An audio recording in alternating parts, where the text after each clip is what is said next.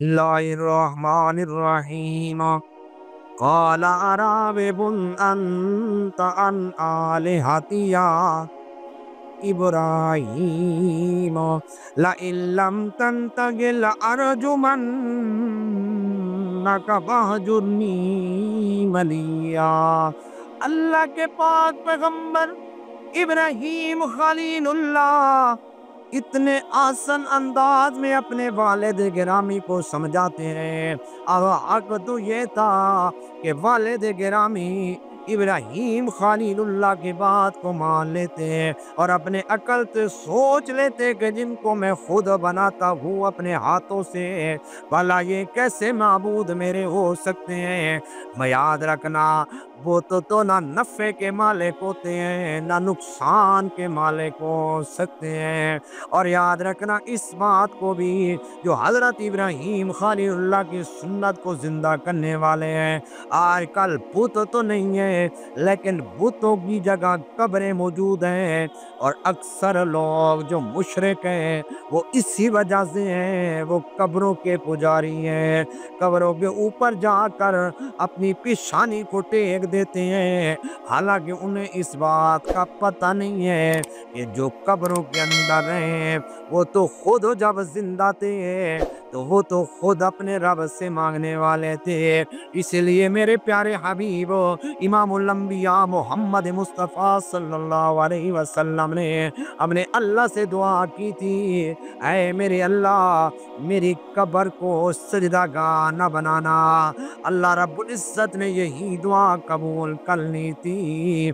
तो मेरे दोस्तों और मेरे भाइयों, जो कुर्बानी कर रहे हैं, जिनका अगर ये अकीदा है कि जो हम कब्रों वालों के साथ कर रहे हैं बिल्कुल ठीक कर रहे हैं, उनको कुर्बानी करने की ज़रूरत भी नहीं है, क्योंकि वह पक्के मुशरिक हैं और मुशरिक की कुर्बानी कभी अल्लाह कबूल नहीं करता।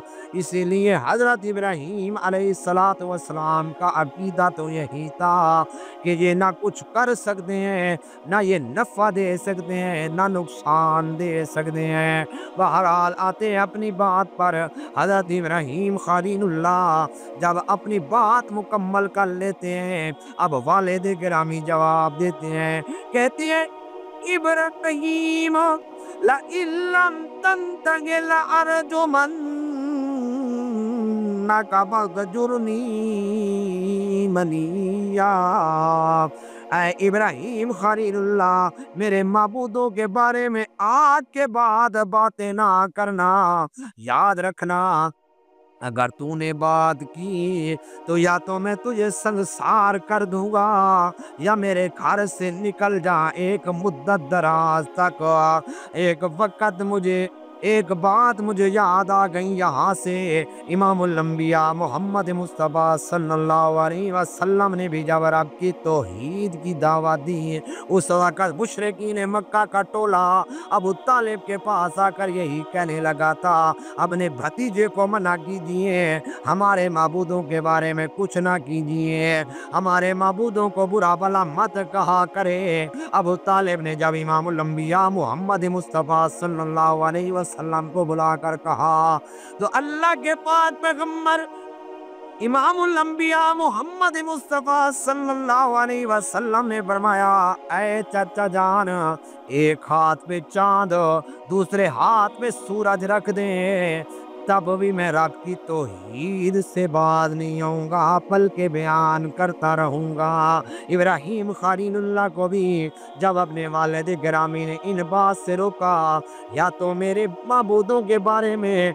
बात करना छोड़ दे या तुझे पत्थर मार दूंगा या मेरे घर से निकल जा। अब इब्राहीम खलीलुल्लाह का ये पहला इम्तिहान था। अकेला नौजवान है, अकेला नौजवान है, कोई बंदा भी साथ नहीं है।